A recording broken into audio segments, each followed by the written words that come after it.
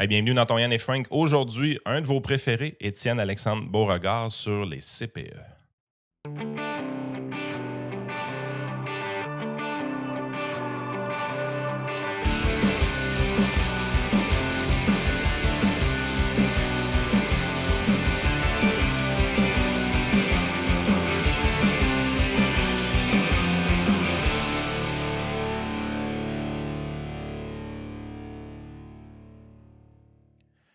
Ouais, merci beaucoup, Étienne Alexandre, d'être là. C'est super apprécié encore une fois. On a parlé de plusieurs sujets la dernière fois quand tu es venu, dont de natalité, des familles. Puis là, c'est un sujet qui va encore toucher les familles du Québec parce que tu as produit ce papier-là que je vais faire apparaître à l'écran avec Cardus qui s'appelle Ni universel ni équitable. Comment le système québécois de services de garde laisse trop d'enfants de côté.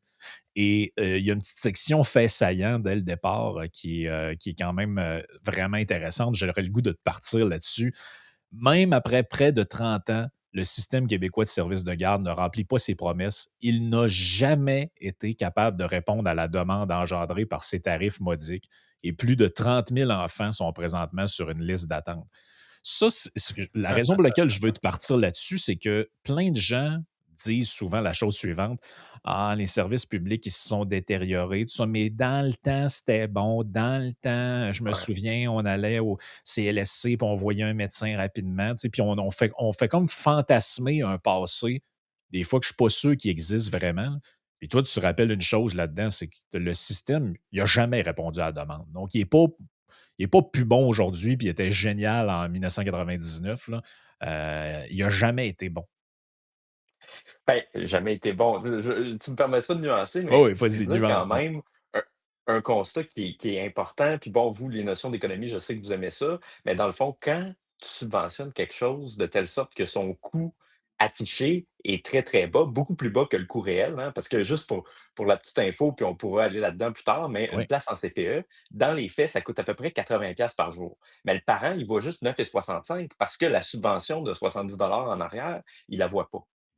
Fait que quand ton coût, il est artificiellement bas à cause de ça, c'est sûr que tu vas créer de la demande qui va juste aller en augmentant. Puis en fait, la tragédie ou en tout cas le problème d'accès des services de garde, particulièrement les garderies subventionnées au Québec, il vient de là. C'est-à-dire qu'on a, un produit qui est, un prix qui est très bas à cause de grandes subventions et donc ça attire beaucoup de demandes. Est-ce que de la demande qu'on aurait dans l'absolu si les gens devaient payer le vrai coût? Probablement pas.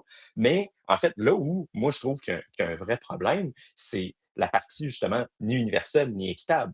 Parce que mmh justement, on crée ça, on dit, bon, voici une institution à laquelle vous devriez avoir accès, etc. Puis on a même mis dans la loi le droit dernièrement. On a dit c'est un droit d'avoir un service de garde de qualité, etc. Mais c'est un droit qui est absolument pas Hey, exécuté ou même on peut se mettre dans la exécutable merde quand on avec ça, voit là? ça.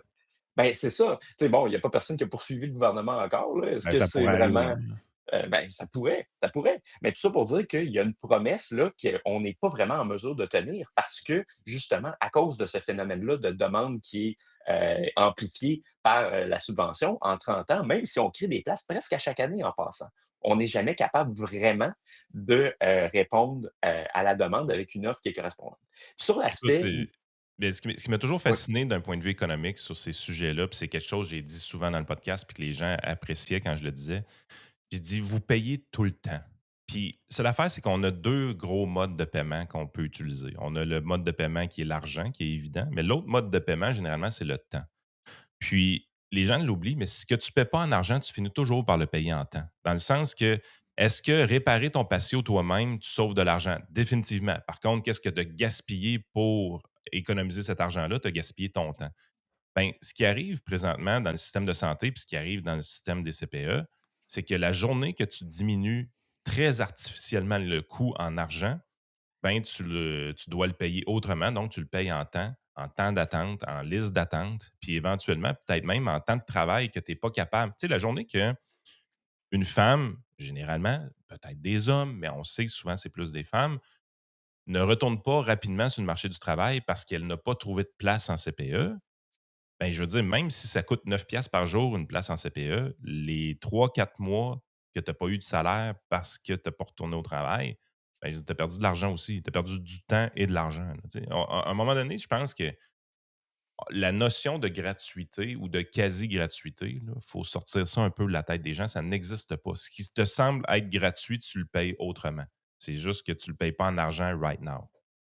Ben oui, parce que en fait, je pense que les garderies, c'est un cas d'école pour ça, mais comme tu dis, on peut parler du système de santé aussi. C'est-à-dire que si le coût de quelque chose est très bas par rapport à son coût réel, ben, tu rentres dans un régime de pénurie où tu vas avoir un problème d'accès parce qu'il n'y a rien qui est illimité dans la vie. Mais l'enjeu d'accès, ça va pas être est-ce que j'ai les moyens de payer pour y aller? Ça va être est-ce que le système veut bien me donner le service pour lequel je paye de toute façon? On a toujours des enjeux. Il n'y a jamais de système où tout le monde va avoir accès à tout. Mais c'est juste comment est-ce que tu vas rationner, entre guillemets, là. Oui, exactement. En fait, j'aime ta phrase parce que c'est vraiment des enjeux de rationnement. Puis, tu sais, dans un système où est-ce que ce serait 100% privé, par exemple, tu dis, OK, c'est 70-80$ par jour, ben, tout le monde comprend que les gens qui vont faire le choix d'utiliser le service, c'est que si la femme retourne sur le marché de l'emploi ou l'homme retourne sur le marché de l'emploi, c'est qu'ils vont générer plus de revenus que ça. Donc, la famille considère que c'est un meilleur choix d'avoir les 2 parents qui travaillent, puis un service de garde au niveau financier. De l'autre côté, ceux qui vont choisir de rester à la maison, c'est qu'ils se disent: «Ben, écoute, tant qu'à aller gagner 120$ par jour, payer des impôts, puis au final, payer 80$ pour une place en garderie, ben, je vais rester à la maison».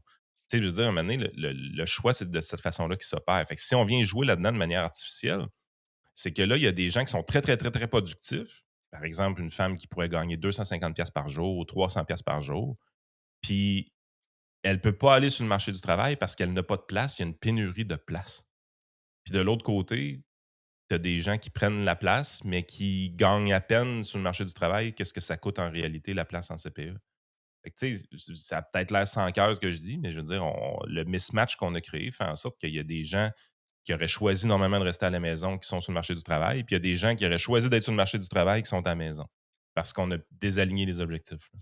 Ouais, ou qui aurait eu recours à d'autres modes de garde aussi. Frank, si tu veux remonter à la figure 2, ça, c'est quelque chose que je trouve qui est très intéressant et qu'on ne voit pas assez, la répartition Ouais, ça m'a Heu, surpris, moi, quand j'ai vu des ça. enfants d'1 à 4 ans. Parce que vous avez sans doute remarqué que dans les médias, on nous parle nuit et jour des CPE. Mais Oui, si on regarde les enfants de 1 à 4 ans, puis j'exclus 0 à 1 parce qu'il y en a beaucoup justement qui sont sur le RQAP et tout, fait que c'est pas exactement représentatif. oui. Il y a juste l'équivalent de 29 des enfants de 1 à 4 ans qui ont une place en CPE. Si tu ajoutes ceux qui sont en garderie subventionnée, donc qui ont un tarif à peu près similaire, on se rend juste à 47 des enfants, là. C'est pas Fait que c'est beaucoup. même pas la moitié. Mais Puis pourtant, les c'est autres comme si sont le où, réseau au complet, c'était ça. en général?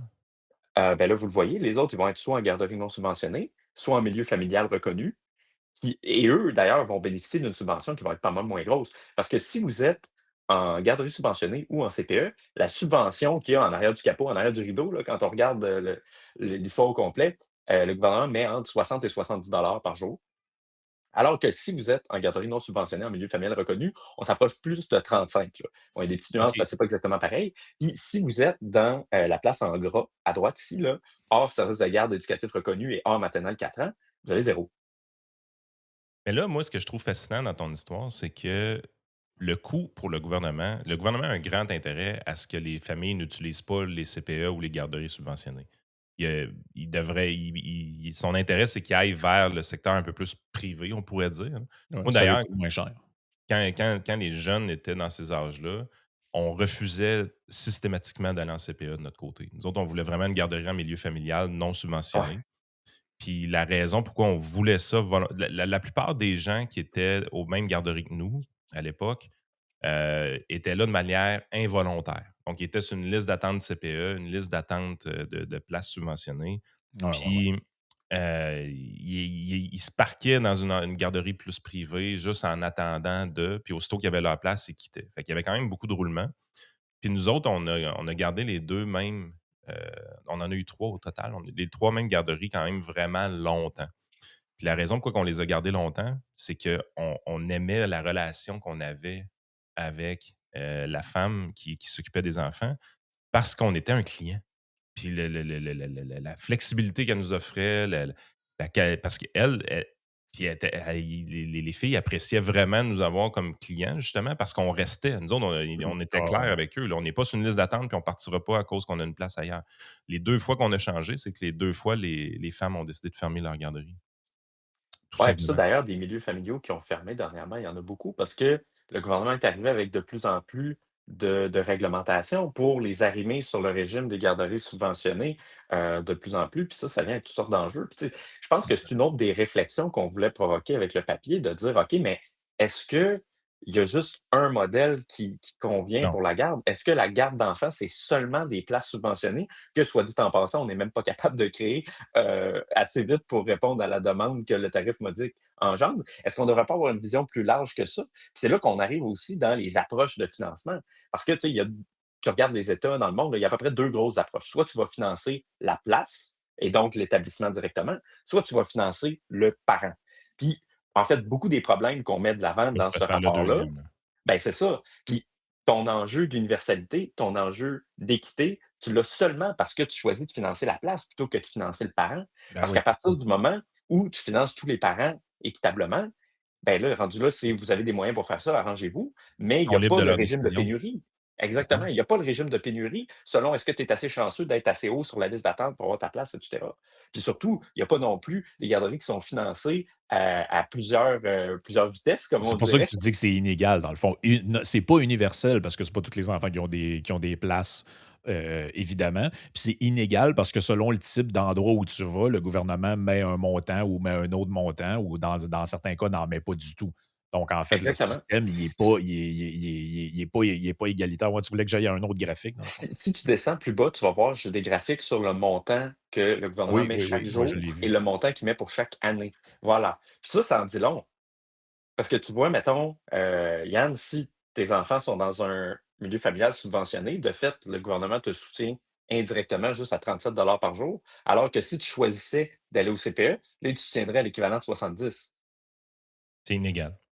Oui, Absolument. puis le plus Quand- surprenant là-dedans, c'est l'autre graphique, je ne sais pas si je peux le retrouver rapidement, où tu montres ouais, c'est lui, là. Ouais. C'est que là, tu te dis: «Ben, OK, ils financent plus une place, mais peut-être que c'est parce que c'est des gens à faible revenu qui y vont». Non, les gardes centres de la petite enfance, donc les CPE, ceux qui reçoivent le plus d'argent, Mmh.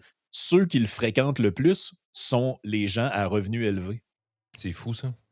Mais Mmh. moi, là, ce qui me fascine dans cette histoire-là, c'est premièrement, ton papier montre qu'une place en CPE, ça coûte 2 fois plus cher qu'une place dans le privé. Fait qu'il y a un enjeu de Ouais. productivité qui est flagrant dans ma tête, là.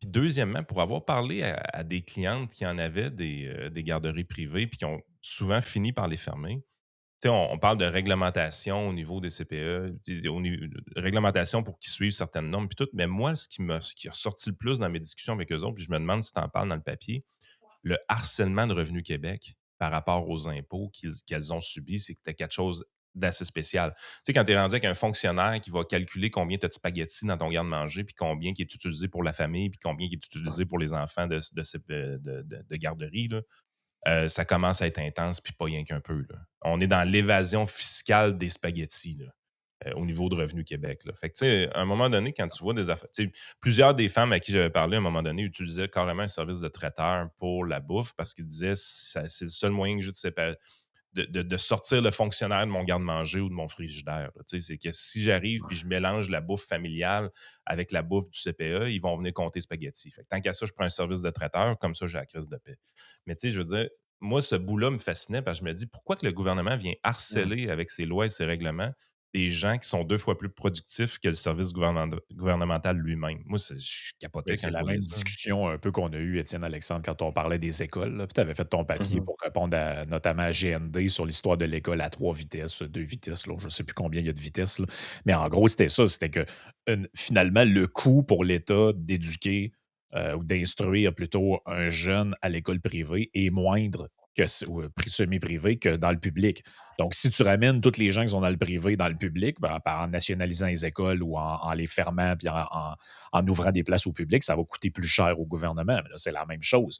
C'est que quand tu es dans un milieu garderie subventionnée ou une garderie en milieu familial, ben, ça coûte beaucoup moins cher à l'État en termes d'argent qui est mis contrairement au CPE. Tu parles aussi des salaires un peu plus loin là, dans le truc, là, en disant que les, comme les CPE, bon, c'est des milieux qui sont organisés, syndiqués, puis tout ça, ben les éducatrices peuvent avoir des meilleurs salaires, donc c'est plus difficile pour les garderies d'attirer cette main-d'œuvre-là parce qu'elle est comme siphonnée par le système des CPE, là, finalement. Ouais, ben, en fait, toute la question des normes de qualité, puis je vais le mettre entre guillemets parce que c'est toujours un peu vaseux qu'est-ce que le gouvernement va inclure là-dedans, c'est il y a vraiment beaucoup à dire là-dessus parce que, ben, comme tu dis, Yann, oui, il y a l'aspect garderie, mais dans toute la stratégie du CPE, il y a aussi un aspect un peu perfectionniste en disant là, on va prendre des enfants, par exemple, qui sont dans des milieux défavorisés, on va leur donner de la stimulation, des trucs Ouais. qu'ils n'auraient pas Ça a eu été vendu comme sinon ça, en fait. pour les préparer à l'école. Exactement. Mhm. Puis ben là, on voit qu'il y a un peu un échec à ce niveau-là quand on regarde la distribution, en tout cas du revenu des gens qui vont au CPE. Mais quand même, il y a cette idée-là que, d'une certaine manière, la garderie serait capable de faire mieux que les parents pour certains enfants. Mais à ce moment-là, pourquoi est-ce qu'on cherche forcément à le massifier puis à rejoindre tout le monde avec ça? Ça aussi, on pourrait poser la question.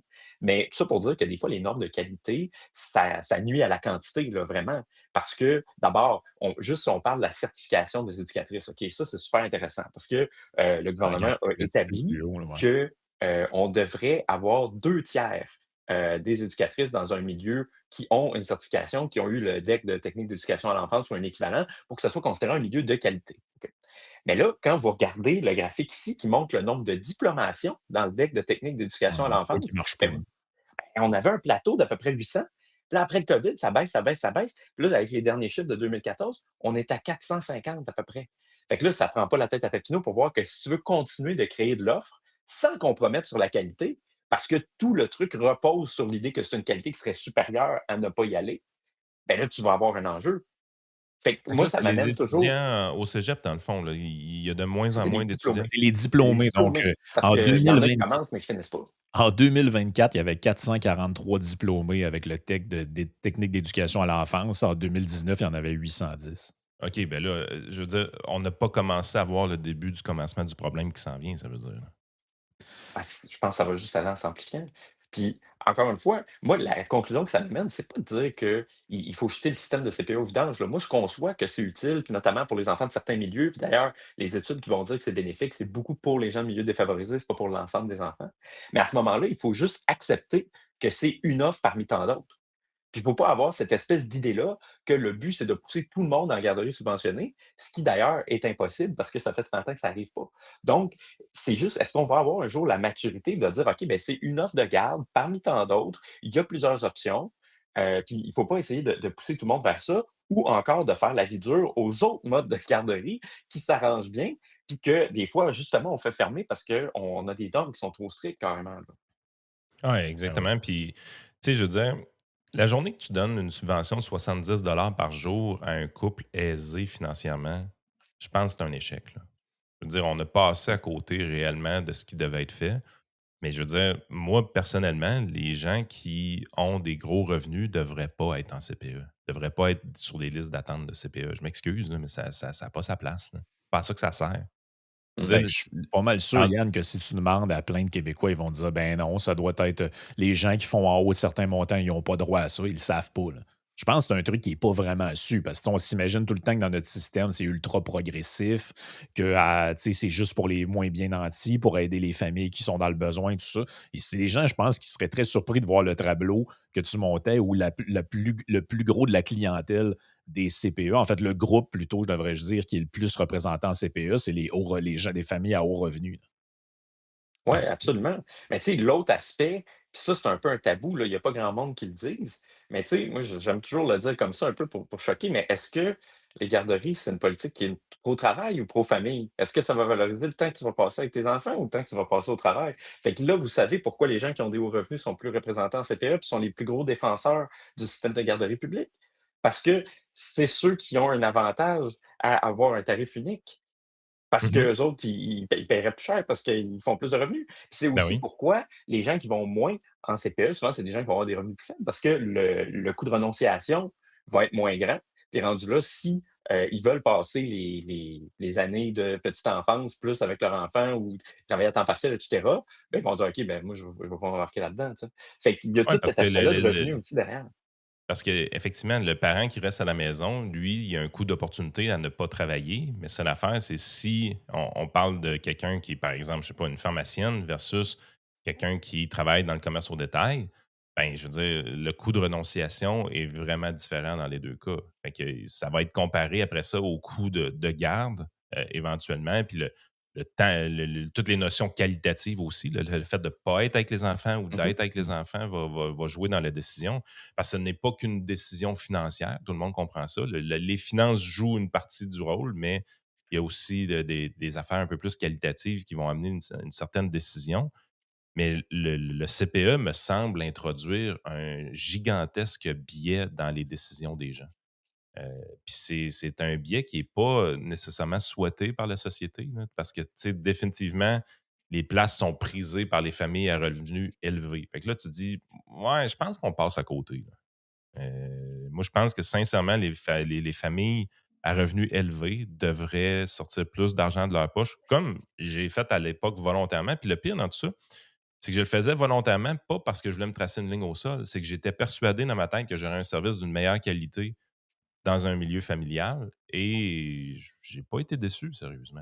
En tout cas, je sais pas si c'est tout de même, mais les femmes sur lesquelles je suis tombé, qui nous ont rendu ce service-là quand j'étais plus jeune, c'était des femmes d'une belle qualité. Ils étaient vraiment bien intentionnés. Puis eux autres le faisaient, by the way. Leur enfant faisait partie du groupe tout le temps, là. Tu sais, c'est des femmes qui ont décidé de rester à la maison, mais de se dire, ben, tant qu'à rester à la maison pour mon enfant ou mes 2 enfants, pourquoi j'en prendrais pas quatre cinq de plus, puis Oh, oui, j'en c'est ferais ça. un travail, autrement dit, là.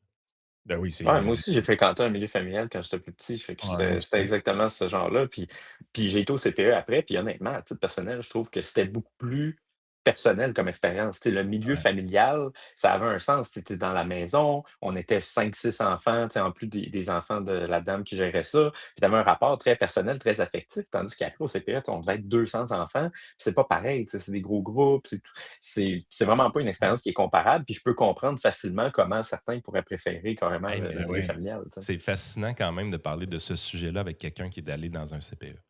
Parce que, tu sais, je veux dire, c'est pas quelque chose qu'on aurait pu faire il y a 15 ans, là. Non. Mais Ah, c'est ça. Ah non, clairement. C'est ça, on n'avait pas l'âge pour ça. Mais moi, ça m'a fasciné, c'est la figure 11 qu'on voit ici, là, c'est le nombre d'heures de garde par semaine dans un service de garde, le nombre moyen d'heures.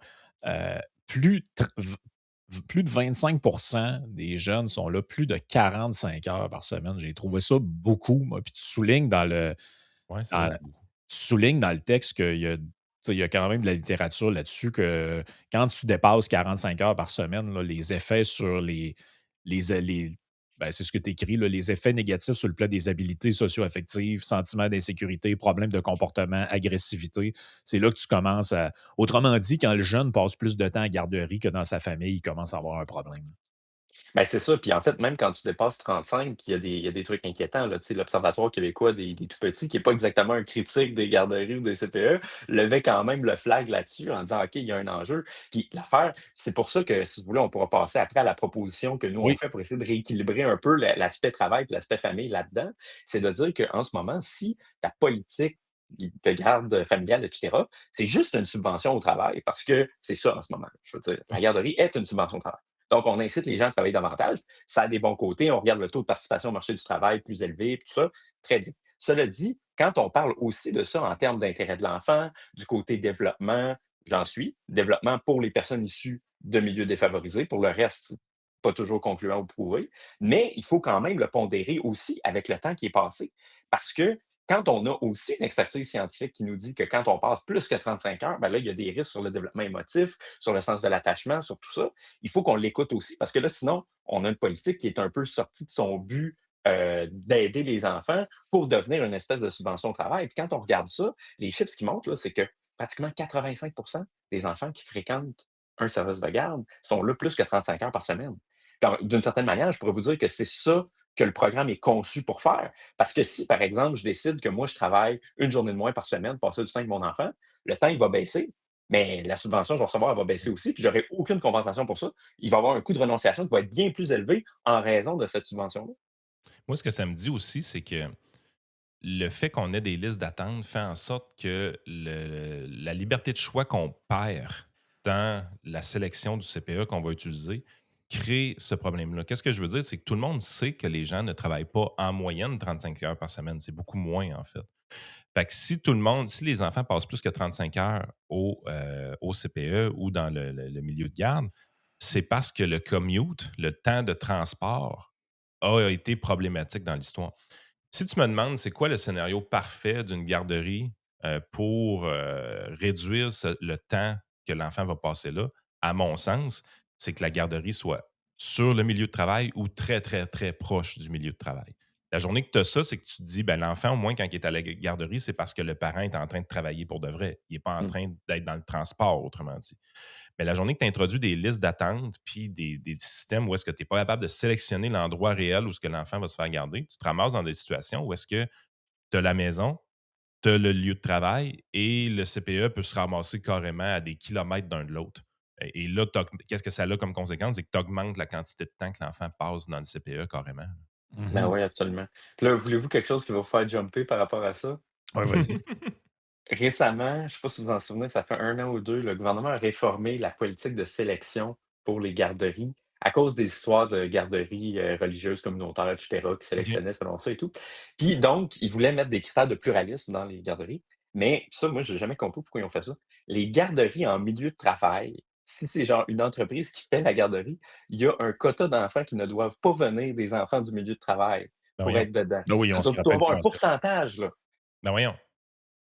Ben, Non, fait mais que rendu là, tu te c'est dis: «Mais cave, qui va là. faire une garderie en milieu de Alors, travail?» Ben, tu sais, le Alors le que c'est pluralisme, j'en suis, alors que mais c'est tellement un beau concept, la garderie en ouais, c'est milieu de ça. travail, parce que ça permettait, par exemple, à des parents de: «Bon, j'ai une petite pause, je peux aller voir mon Ben enfant. oui. S'il y a quelque chose, je suis vraiment proche».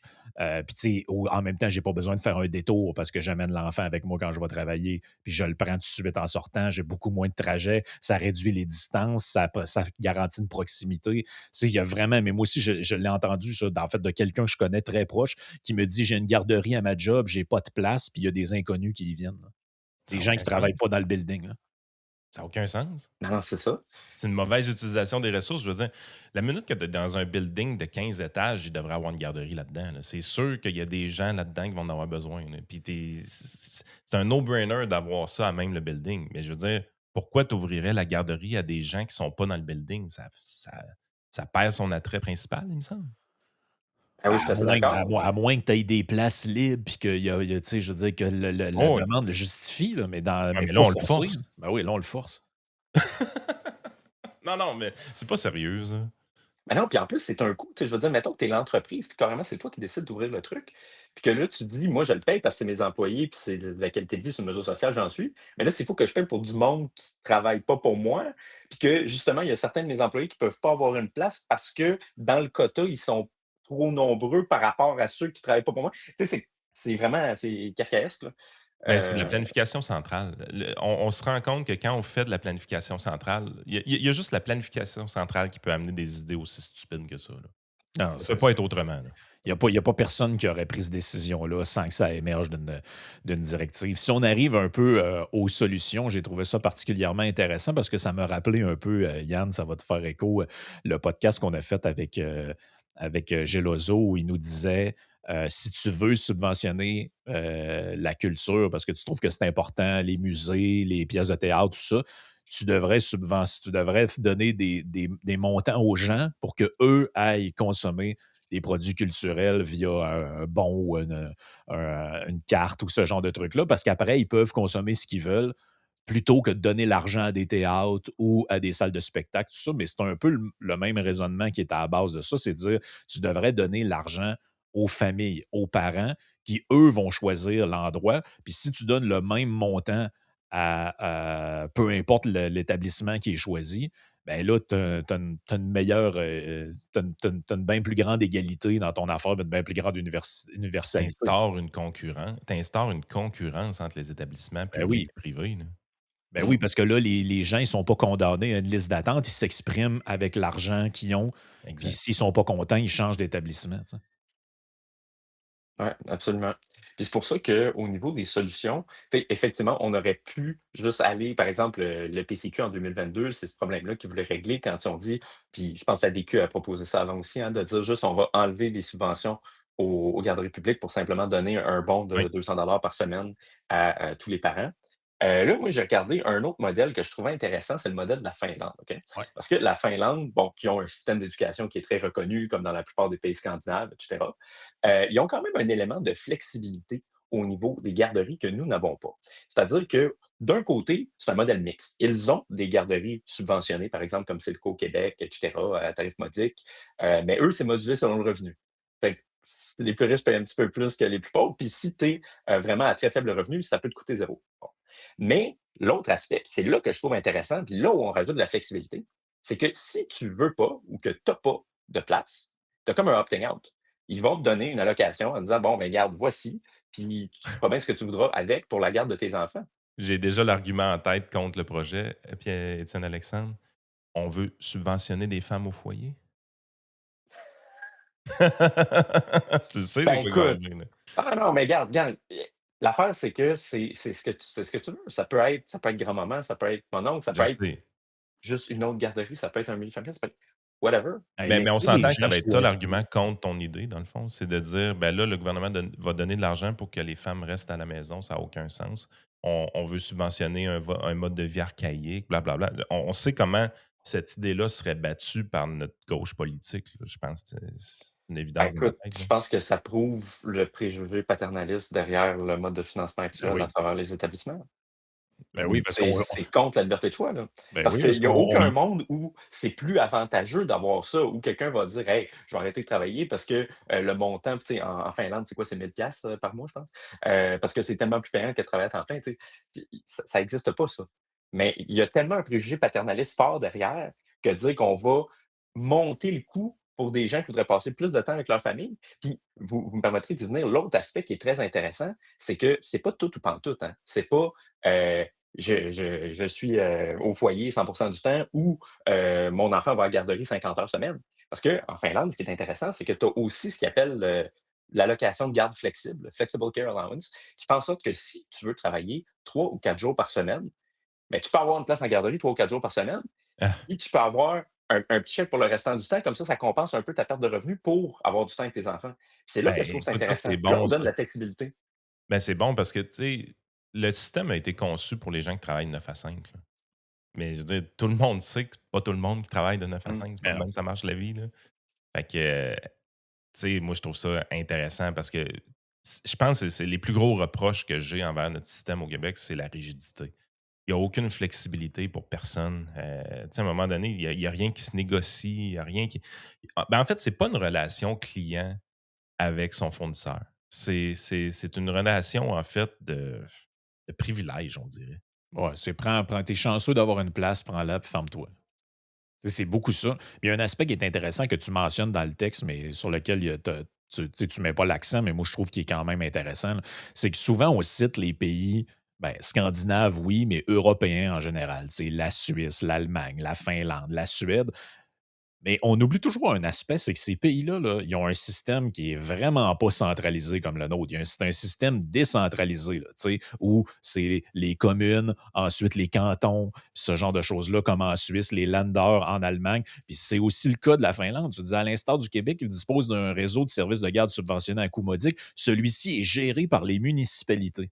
Ah, Mmh. ben oui, ça, On c'est est-tu important, ça. on est-tu pas à même place qu'ici avec le ministre qui, là, il arrive avec ses directives, puis voici quelle patente on va décider, puis maintenant, vous devrez vous conformer à la réglementation B233 du formulaire 14. Tu sais, c'est clair. Puis ce que ça permet, un système comme ça, c'est que tu vas t'apercevoir que, hein, comment ça que le service de garde est vraiment de meilleure qualité à Chicoutimi, mettons qu'il l'est à Rivière-du-Loup ou qu'il l'est en Abitibi. Ben, c'est que là-bas, ils se sont organisés puis sont mieux organisés que les autres. Peut-être on peut s'inspirer de ce qui marche bien. Quand tu as un modèle extrêmement centralisé, ben là, si tu as une bonne idée, elle est peut-être appliquée partout, mais l'affaire, c'est que si tu as une mauvaise idée aussi, elle est Être appliquée appliqué partout. partout aussi. Ouais, absolument. Je pense que sais, le réflexe mental derrière ça, puis je sais que vous aussi, vous aimez Thomas Sowell, puis ce qu'il écrit sur, tu sais, la manière dont les intellectuels puis les planificateurs réfléchissent. Mais moi, c'est souvent des débats que j'ai avec des gens, que ce soit des journalistes, et cetera, qui sont toujours comme: «Ouais, mais si on laisse plus d'autonomie, là, il y en a qui vont avoir un moins bon service». Oui, Oui. mais l'affaire, c'est qu'effectivement, si tu le centralises, ça se peut que ça soit nul bord en bord. Ouais, en Puis fait, ça va des être fois, c'est nul ça qui bord en arrive. bord. C'est Ça, ça. c'est pas ça se peut, ça va être nul bord en bord. Je veux dire, on tout ce qu'on fait en fait, je pense qu'il y a quand même une valeur sociale au Québec qui est à détruire dans ma tête, là, c'est l'égalitarisme, là. On veut que tout soit égal partout, là, tout le temps, là, puis que ça soit la même chose pour tout le monde, puis personne n'a de privilège en fonction du Mmh. revenu, puis personne n'a de C'est privilège. l'uniformité en vrai, tu sais, c'est surtout ça. Exact. Puis la standardisation de tout au Québec fait en sorte que puis la codification de tout aussi, là, tu sais, je veux dire, on l'a vu, là, il y a des places qui ont réglementé des buttes de neige cet hiver, là, avec certains angles, des affaires de même. Tu sais, à un moment donné, ça devient agressant puis ça devient caricatural plus on pousse dans cette direction-là. Mais le Québec a tellement une grande aversion au risque qu'on on refuse l'expérimentation puis l'innovation. Je veux dire, on comprend difficilement au Québec que l'innovation vient de l'expérimentation. Ah oui, c'est Puis ça. l'expérimentation, c'est ce qui permet d'avoir des résultats qui sont inégaux, mais qui généralement, quand c'est transparent puis quand c'est bien communiqué, les personnes vont avoir tendance à copier les meilleures pratiques et à éviter les mauvaises pratiques. Puis si tu veux avoir la chance de copier des bonnes pratiques, ou tu donnes la chance aux gens d'expérimenter, d'innover et de publiciser leurs bonnes pratiques. Mmh. Mais ici, c'est qu'on se fie sur une barbichette à quelque part dans le ministère d'avoir une bonne idée. Tant mieux si on tombe sur des bonnes personnes, mais ça se peut que des fois, il y ait des idées de merde aussi, là. Mais c'est le même sujet qu'avec les écoles aussi. C'est toujours le même sujet, en fait. C'est avec les écoles, souvent. Il y en a pour qui c'est insupportable de savoir qu'il y a des gens qui vont dans une école où ils ont peut-être des sports, études plus intéressants qu'ailleurs, où ils ont peut-être des cours qu'il n'y a pas ailleurs. Ah non, mais il faudrait que tout soit pareil, puis tous Ouais. ensemble. C'est quoi qu'elle disait? Manon Massé avait fait un lapsus ce matin. Elle avait dit ce qu'on veut, c'est qu'on soit tous égaux dans la pauvreté. Mais elle s'était trompée, mais c'était à quelque part, c'est comme un acte manqué, cette affaire-là. Tu sais, c'est un peu ça. C'est que quand tu veux standardiser, tu prends un peu pour acquis que ça, on va standardiser la bonne pratique, mais ça se pourrait qu'on standardise la mauvaise aussi, là. Ben, exactement. Et tu sais, c'est ça aussi qui est le Comment on problème. fait pour changer cette culture-là? Je pense que tu te démontres avec l'Institut Cardus que tu fais quand même une bonne partie du travail de ton côté. Mais la réceptivité d'une étude comme celle-là auprès des journalistes, est-ce qu'on va finir par casser ça, ce désir d'uniformisation-là, selon toi? Ou, Ben, écoute, d'abord, merci d'apprécier notre travail. On travaille fort pour être capable d'avancer des solutions de bon sens qui sont capables de parler à ça, mais l'affaire, j'ai l'impression quand même que peut-être que c'est en train de changer. Parce qu'on parle souvent de l'écart générationnel en politique, hein, mais moi, j'ai l'impression que en tout cas, ma génération est plus sensible à ça parce que, pour le meilleur ou pour le pire, hein, on dit souvent des gens un peu plus, individualistes et cetera, puis moi, je suis le premier critique de ça, là. Mais en même temps, si on comprend aussi qu'il y a quand même une part de pluralisme dans la société qui est normale, qui est saine jusqu'à un certain point, puis que c'est pas le rôle des services publics d'enfermer tout le monde dans le même modèle par principe, ben, à ce moment-là, au moins, on peut cheminer. Puis moi, tu sais, je suis pas un anti-public par principe. Moi, si je suis critique du public parce qu'il tend toujours à uniformiser puis à mettre tout le monde dans le même modèle puis dans la même case où la plupart des gens, ça leur correspond pas. Puis vous voyez, ici, c'est juste un autre cas, effectivement, du même problème. Je pense que Mhm. vous l'avez bien vu. Puis à ce moment-là, est-ce qu'on peut aussi réfléchir en disant, tu sais, moi, ça me dérange pas. Si les Québécois, ils sont attachés à un certain État-providence, jusqu'à un certain degré, je le suis aussi. Mais au moins, comment est-ce qu'on peut faire en sorte que quand on a ce cadre-là, il soit moins rigide, puis qu'il soit capable d'accommoder des choix différents, qu'il soit capable d'accommoder la priorité que certains donnent au travail sur la famille, mais la priorité que d'autres donnent à la famille sur le travail aussi, puis qu'on n'a pas à dire au monde, non, mais c'est vraiment juste pour ça qu'on va t'appuyer, puis sinon, ben, ton coût de renonciation va être 2 fois plus élevé qu'il le serait normalement, parce qu'on prend ton argent pour financer une autre option. Ben, au moins, on cheminerait dans la bonne direction, je pense. Tu Mhm. sais. ben, je pense que la plus grande critique qu'on peut avoir envers le public, c'est pas qu'il existe, mais plutôt qu'il y a des tendances monopolistiques. Hmm, Le service d'accord. public a tendance à favoriser un environnement où est-ce qu'il va prendre toute la place éventuellement. Alors que le public peut très bien performer dans un environnement de concurrence. Puis je pense que c'est là qu'on doit développer cette culture-là de dire service public, fine, il n'y a aucun problème, mais laissons la concurrence de ce service-là. Parce que si on concède on donne des concessions au public, dans le fond, pour qu'il y ait des tendances monopolistiques, c'est là que les problèmes arrivent. Parce qu'il n'y a personne qui est d'accord sur le fait qu'un monopole est une bonne idée. Je Mhm. Mmh, pense qu'il y a encore des gens qui le pensent au Québec, là, mais mmh. c'est un peu weird parce qu'honnêtement, il n'y a aucun de nos monopoles qu'on a mis en place qui fonctionne bien. Fait qu'à un moment Non, c'est donné, ça. tu te dis, Ben, moi, 100 je piastres, une pense, cave, ils aiment ça en général, les monopoles, eux ouais, autres. C'est une bonne exactement. idée.